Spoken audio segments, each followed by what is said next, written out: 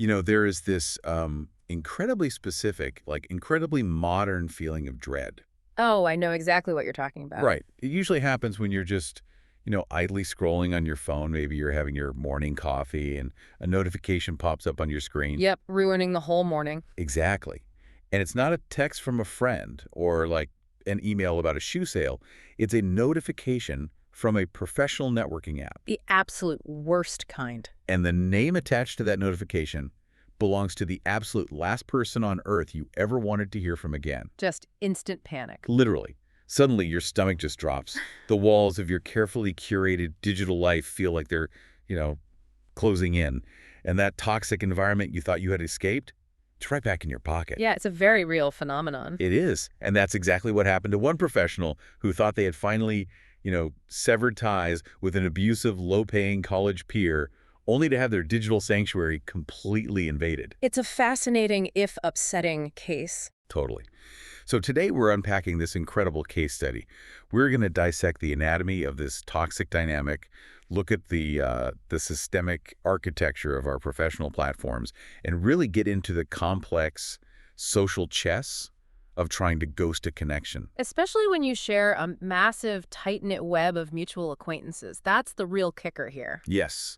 So for you listening, whether you're, trying to clean up your own digital footprint or you're just fascinated by digital psychology, this deep dive is going to change how you look at every single connection on your profile. It truly is a digital haunting. I mean, we spend so much energy physically and contractually leaving bad situations. Right. Like we pack up our desks, we hand in our badges, we sign the HR exit paperwork. We really think the door's closed. You assume it's over. Exactly.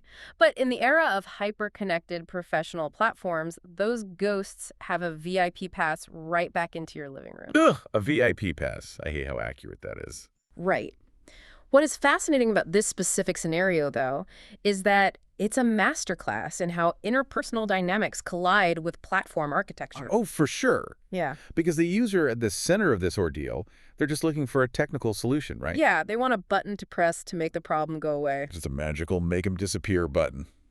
But the solutions required here are never just technical. I mean, they require a deep understanding of human behavior, social capital, and, the unwritten rules of professional networks.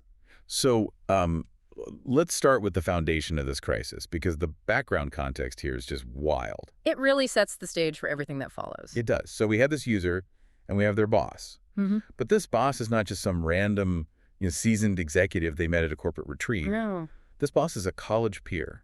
They are from the exact same graduating class. Which completely changes the dynamic. Right, because usually when you think of a college peer, you think of equality, like a level playing field. Shared study sessions, struggling through the same exams, graduating together, your peers. Exactly. But the dynamic here is intensely imbalanced. The user was working full-time for this peer. And okay, here is where it gets really outrageous. Brace yourself. The user was doing this full-time work for a mere 30,000 yen a month. Yeah.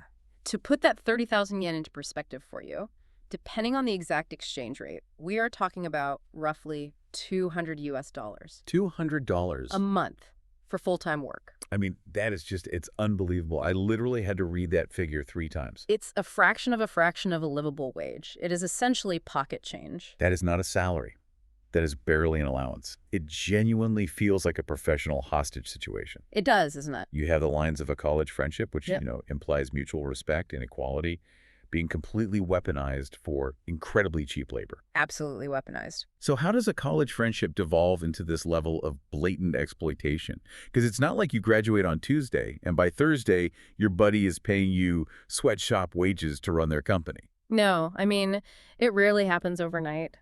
If we connect this to the bigger picture of human psychology and power dynamics, it usually starts with blurred boundaries and a slow boil. A slow boil. Okay. What we are seeing here is the weaponization of the sunk cost fallacy in a friendship.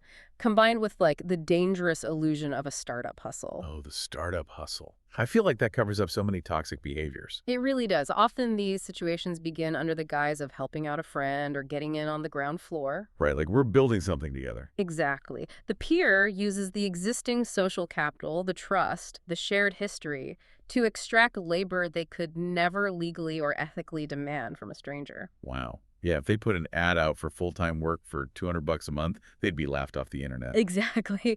But what really solidifies this exploitation is the specific psychological profile of the boss. Right, because this person isn't just cheap. They are actively terrible at their job.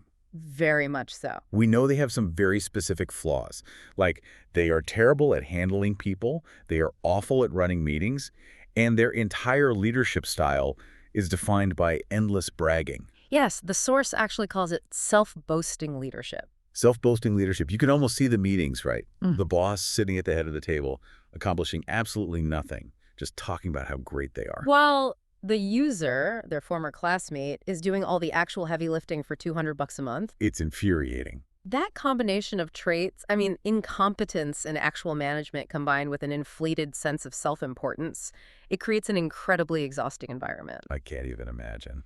In psychology, this aligns closely with narcissistic leadership tendencies combined with the Dunning-Kruger effect. Remind us what the Dunning-Kruger effect is again. Sure, it's where the individual lacks the self-awareness to recognize their own incompetence, so they overcompensate with grandiosity. All right. I don't know what I'm doing, so I'll just act like I'm the smartest guy in the room. Exactly. And the psychological toll of working for someone who cannot handle people, cannot run a meeting, and only talks about themselves is just immense. Especially when they are your exact age and had the exact same degree. Precisely. They do not have 20 years of senior experience to justify their position of authority.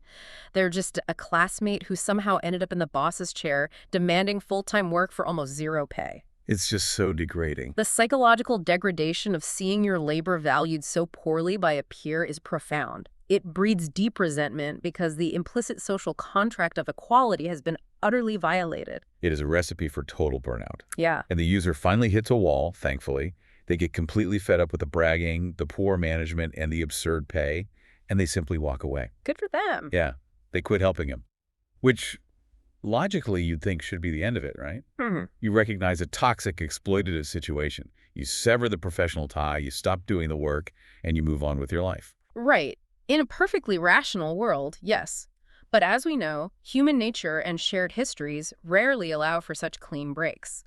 When you have an exploitative dynamic built on top of a pre-existing social relationship, the boundaries are already completely blurred. Right, because they weren't just an employee. Exactly. The boss likely did not see the user as just an employee who resigned. They likely saw them as a subordinate peer who rebelled. Oh, wow. A subordinate peer who rebelled. That's a toxic way to view a friend. It is, and that perceived slight to the boss's ego, especially a boss whose leadership style is based entirely on bragging and self-aggrandizement, is just a spark weighing for powder. A bruised ego is a dangerous thing. Yes.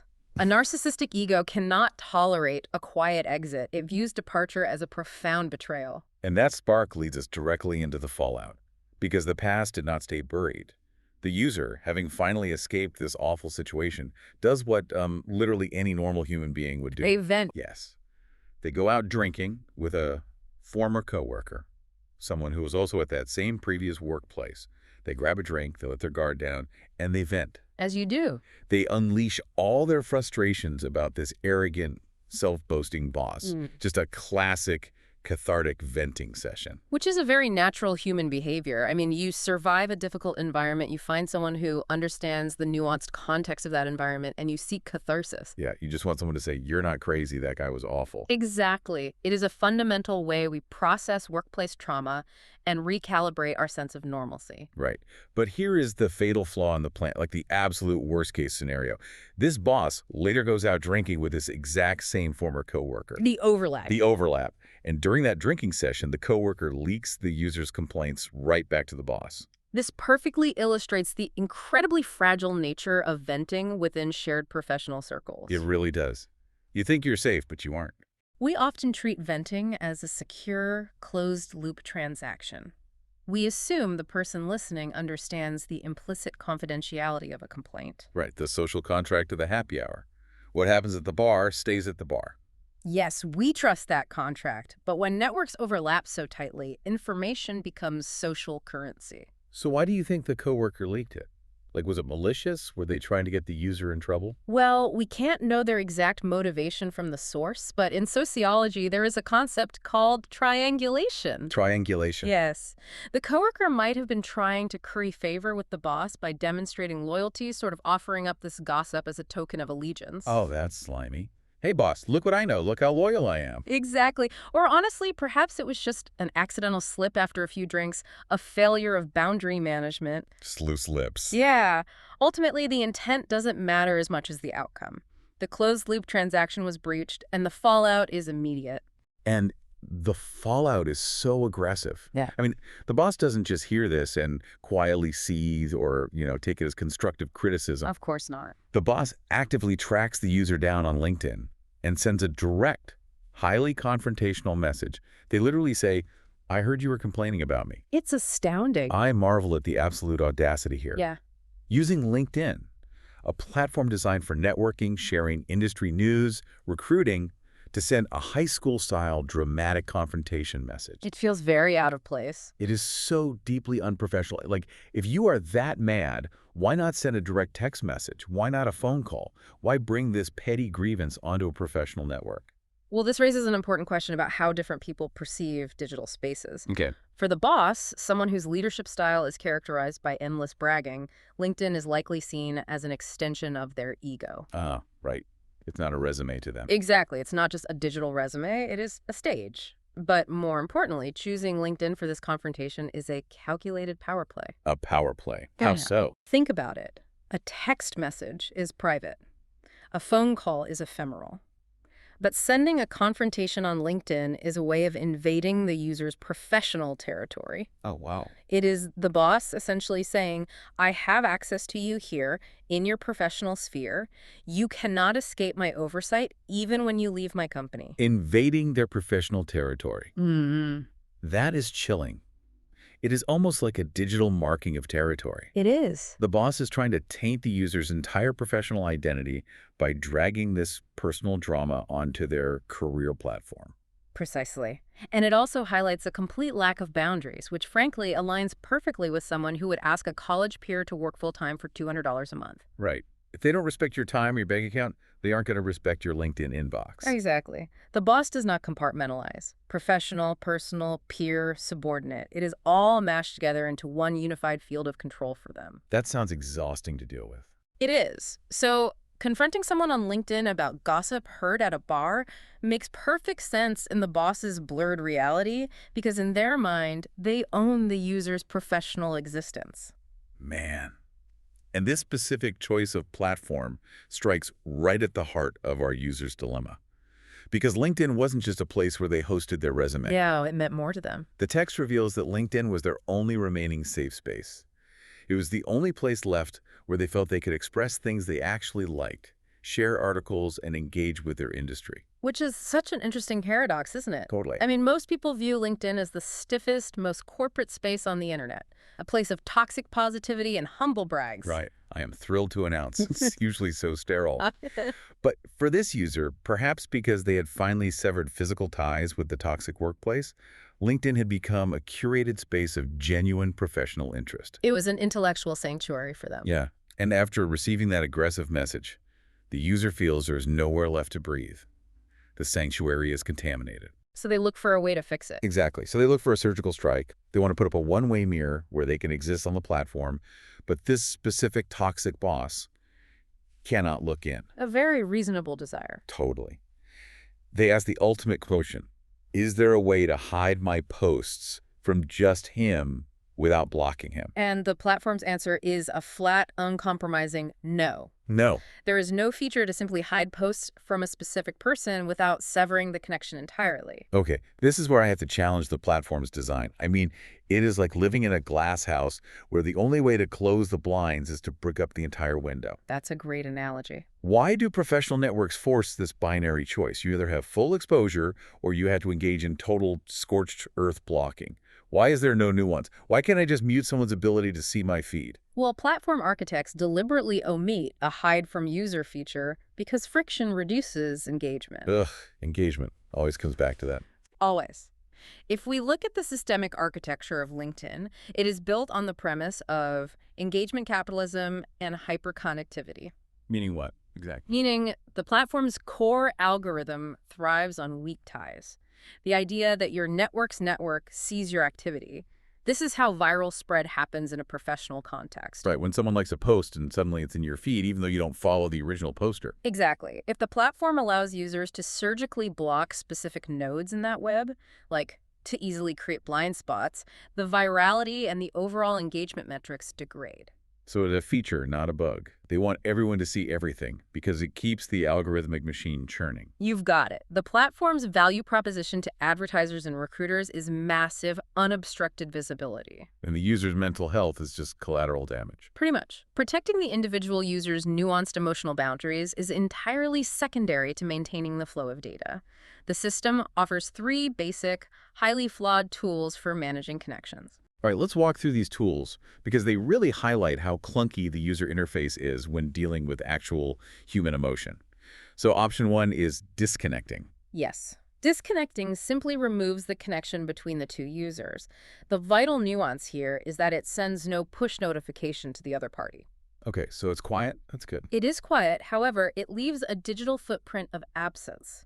If the boss actively navigates to the user's profile, they will see the connection is gone. Right, the button will say connect instead of message. Exactly. It is silent, but it is not invisible. Okay. Then there's option 2, which is blocking. Blocking is the nuclear option. It makes both profiled and posts entirely invisible to each other. And no notification is sent for this either, right? Correct. No notification sent. But it is a drastic, absolute move. You cease to exist in each other's digital world on that platform. It is the digital equivalent of a restraining order. Okay, and then there's option 3, changing post visibility. Right. You can set individual posts or default settings to connections only. But this does absolutely no good if the toxic boss is still one of those connections. Exactly. The gate is locked to the public, but the boss already has the key. So the platform really offers no elegant solution. Not at all. But my natural reaction, and probably the reaction of you listening right now, is if this guy is this toxic, if he paid you pocket change for full-time work, if he is a bragging nightmare, if he stalks your LinkedIn to confront you about bar gossip, why not just smash that block button? It seems obvious, doesn't it? It does. Why not choose the nuclear option and be done with it? Just brick up the window, cut the cancer out. And from a purely individualistic, rational standpoint, that is the most logical action. Right. But it ignores the immense sociological weight of digital networks.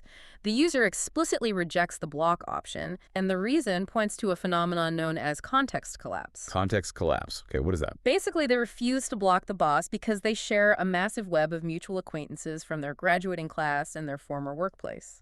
And blocking would cause major problems and awkwardness down the line. But I guess I'm still stuck on why. Like, if I block someone, I just vanish from their feed. Why is that a problem for everyone else? Because your actions do not exist in a vacuum, especially in a tight-knit ecosystem. We have to analyze the social capital cost of a block. Okay, break that down for me. In a shared network, a block is not just an absence. It is a loud, active signal of conflict. Think about how algorithmic recommendations work. Oh, right. The algorithm is always trying to connect dots. Yes. Mutual connections might notice you no longer interact, or the algorithm might suddenly suggest you connect with each other to your mutual friends, inadvertently highlighting the rift. Oh gosh, yeah. The people you may know algorithm accidentally exposing your covert war. That is a nightmare. Exactly. But even more practically, consider the boss's fragile ego. Right, the narcissistic leadership style. Exactly. What happens when a highly narcissistic individual realizes they have been blocked? They do not quietly reflect on their behavior. They don't think, oh, maybe I shouldn't have confronted them. Never. They externalize the blame. They will absolutely complain about it to the shared network. Oh, you know he would. He would go to every alumni mixer and every mutual coworker and say, can you believe they blocked me after everything I did for them? I gave them a job right out of college. Exactly. He would control the narrative. Ugh, that makes my blood boil. It creates a massive ripple effect of drama. It forces mutual connections to take sides, or at least feel awkward. Yeah, nobody wants to be in the middle of that. And the user, who is already completely exhausted by this person and just wanted a safe space to breathe, is desperately trying to avoid triggering this social landmine. They're trapped. They are essentially forced to manage the boss's emotions and the network's perception simultaneously, all while just trying to post an interesting article. But hold on, let's talk about the sheer unfairness of this. Let's do it. Let's look at the facts. Uh. The user was the one wronged. They were exploited for cheap labor. They were confronted aggressively over a private conversation. Yep. Yet they are the ones who have to tiptoe around the aggressor to protect their shared social standing. They had to do all the emotional labor, play 4D chess, just to exist online. It's a heavy burden. It's totally backwards. Are we prioritizing keeping the peace over our own mental well-being in these digital spaces? Why does the victim have to absorb the social cost? Well, that is the tragedy of these platform architectures and human social dynamics. When the platform doesn't offer a nuanced tool for boundary setting, the burden of managing those boundaries falls entirely on the user's social maneuvering. And that maneuvering is exhausting. The user is constantly calculating the cost. The mental piece of blocking the boss is weighed against the anxiety of the social fallout. Right. Will blocking him make my life easier today but harder tomorrow at the networking event? Exactly. And in this case, the fear of the shared network drama, like the fear of the boss weaponizing their mutual friends, it outweighs the desire for a clean break. The aggressor actually benefits from the friction of the platform. That is incredibly frustrating.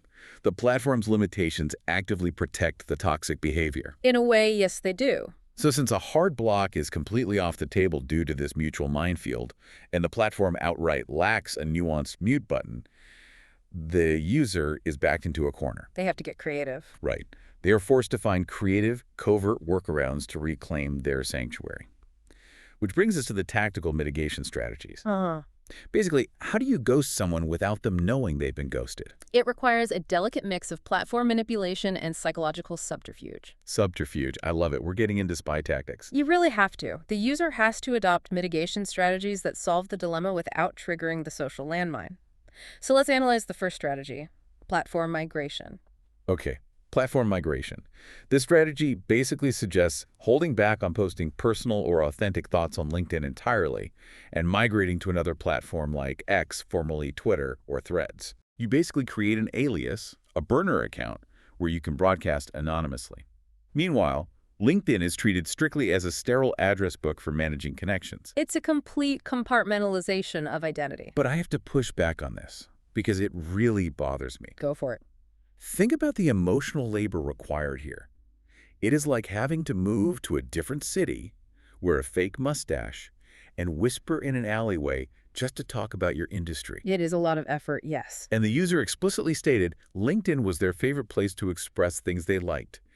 The advice is, abandon your digital home, leave it to the toxic boss, and go build a fractured identity elsewhere. You're not wrong. You have to be the hollow professional shell on LinkedIn and the authentic anonymous person on X just to avoid one single toxic person. That feels like a massive defeat. It is a significant compromise. It is essentially self-imposed exile. You are ceding the territory to the aggressor. Which It does, but we have to look at it from a purely risk mitigation standpoint.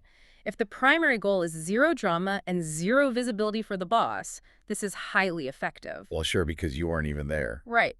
It removes the target your posts from the boss's line of sight entirely. It is a defensive retreat.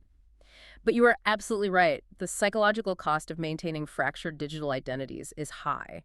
It leads to a profound sense of alienation from your own professional network. Okay, I hate the retreat option. I really do. What is the next strategy? There has to be a way to stay on the platform. The second strategy is much more tactical. It is a clever use of the platform's existing, albeit clunky, mechanics.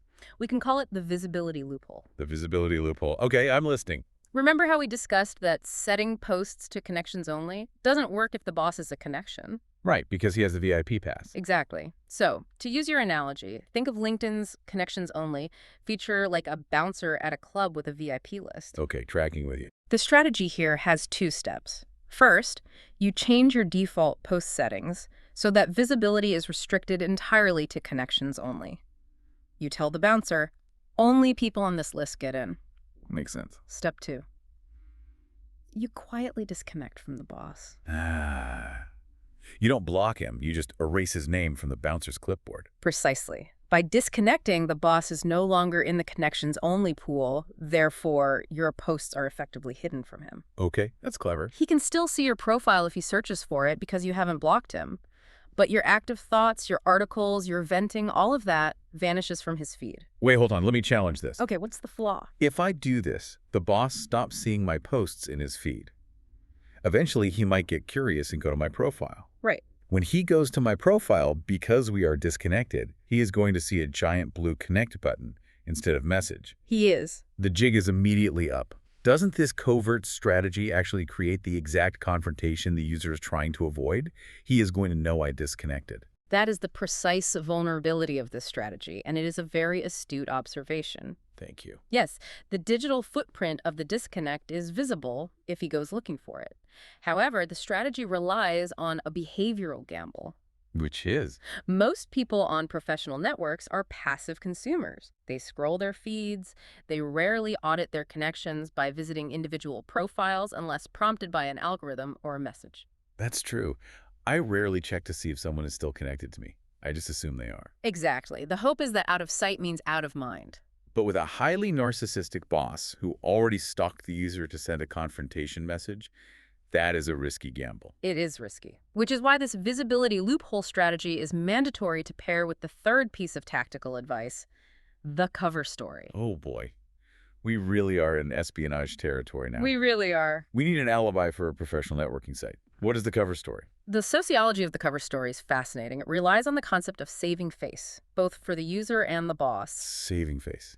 Because disconnecting does not send an active push notification, the discovery of the disconnection would be passive and likely delayed. Right, he probably won't notice for months. Exactly. If 3 months down the line, the boss realizes it and somehow confronts the user or complains to a mutual friend, the user deploys plausible deniability. What's the script? The script is, oh, I was just doing some digital housekeeping. I was reorganizing my LinkedIn connections to focus purely on active clients, or something similar. Nothing personal, just cleaning up my feed. Exactly. It frames the disconnection not as a targeted attack on the boss, but as a generic administrative task. That's pretty smooth. It gives the boss's ego a graceful exit. The boss can accept the excuse without losing face in front of the mutual network. Right, because he can say, oh, they just purged everyone who isn't a current client. I wasn't singled out. Exactly. It is a very pragmatic, if slightly cynical, solution. It balances the need for privacy with the necessity of managing a toxic ego. It is brilliant, but man, it is so much work. You are constantly looking over your digital shoulder, wondering if today is the day the boss clicks your profile and sees that connect button. It's definitely stressful. It brings us to the final and, frankly, most depressing option. Yes. The final option is total self-censorship. Which just sounds awful. This is the safest, but most restrictive path. The approach is to simply stop posting personal thoughts entirely. You keep the complaints, the genuine industry insights, and your real feelings completely off LinkedIn. So you just give up. You narrow the focus of your profile strictly to sterile, work-related broadcasting, resume updates only. You essentially neuter your own presence. You choose silence to avoid conflict. It requires the least amount of technical manipulation and carries absolute zero risk of social fallout with mutual connections. Because there's nothing for anyone to be mad about. Right. You blend into the corporate wallpaper. But the cost is the complete surrender of the user's authentic voice on the platform they once enjoyed. The sanctuary is not reclaimed. It is simply boarded up from the inside.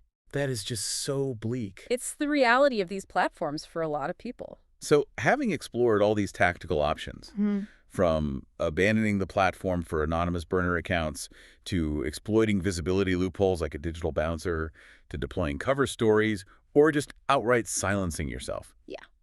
We really have to step back. We do. What does this whole ordeal teach you, the listener, about the realities of modern professional networks? It teaches us that professional networks are not neutral tools. They are complex social ecosystems with rigid, engagement-driven architectures that often fail to account for the messy and sometimes toxic reality of human relationships. Yeah, they really don't account for the human element. The architecture assumes all connections are mutually beneficial. It has no mechanism for the $200 a month exploitative college peer. No drop-down menu for "this guy exploited me." Exactly. When that toxic dynamic follows you online, the platform will not protect you. You cannot rely on a UI update to save your mental health. You have to become a sociologist, a psychologist, and a strategist just to manage your feed. It's a full-time job in itself. Let's recap this incredible, exhausting journey. Let's do it. We started with a grueling reality, a blurred boundary where a college friendship was weaponized into full-time labor for absolute pennies. Truly absurd wages. We saw how the basic human need for catharsis, venting over drinks with a former coworker, turned into a leaked complaint. A failure of the happy hour social contract. And that leak resulted in an aggressive digital standoff, a territorial marking where the toxic boss ambushed the user right in the middle of their intellectual sanctuary on LinkedIn. And we watched as the user slammed into the platform's limitations. They discovered the lack of a nuanced mute button, forced into a binary choice between full exposure or a nuclear block. Right. We analyzed the paralyzing effect of context collapse and mutual connections, demonstrating how the fear of shared network drama and algorithmic exposure prevented the user from simply blocking their aggressor. The social cost was just too high. And finally, we broke down the covert workarounds. The ultimate takeaway here is striking and maybe a little counterintuitive. It really is. When dealing with highly toxic narcissistic connections within a shared, tight-knit network, the best defense is rarely a loud, definitive block. No, it's not. A block is a declaration of war that a narcissist will use against you. The best defense is often a quiet, strategic disconnection, paired with careful privacy settings and a solid ego-saving cover story. If we connect this directly to you, listening right now, this deep dive should serve as a prompt to audit your own professional networks. Yes, look at your connections. Look at them. Are there ghosts of toxic workplaces lingering there? Are there college peers who drain your energy? Probably. More importantly, analyze your own behavior on these platforms. Are you adjusting your authentic voice or self-censoring your posts because of one or two toxic connections lurking in your feed? That's the real question. If you are hesitating before you hit post because you are worried about what one specific person might think or do, you are experiencing exactly what the user in our case study experienced. You are letting someone else dictate your digital territory. It is a sobering thought. You might be living in that glass house right now, afraid to move because you cannot figure out how to close the blinds without everyone noticing. It's a very common feeling. Which leaves us with a final lingering question to ponder, a provocative thought to take with you. We talked about moving to anonymous platforms like X or Threads to speak freely. Right, the burner accounts. We talked about creating aliases just to have an authentic voice without professional blowback. But if the architecture of our professional lives constantly forces us to splinter our identities, if we are required to be a polished, silent, and compliant professional on one site and hide behind a fake name on another just to express a genuine thought, Then what are we actually doing? exactly. Are these social networks actually connecting us to each other? Or are they just training us to become really, really good at hiding who we actually are? Think about that the next time you get a notification.